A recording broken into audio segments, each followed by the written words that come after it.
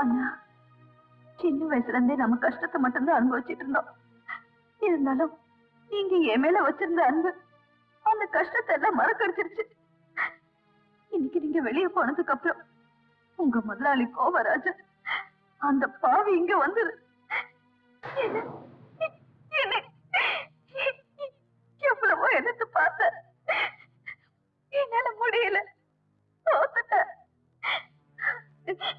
இனிமே இந்த வீட்டுல உங்க தங்கச்சியா இருக்கிற அருகதை எனக்கு இல்ல. நான் போறேன். நான் போனாலும் ஏதாவது ஒரு இடத்துல வாழ்ந்துகிட்டு இருப்பேன்.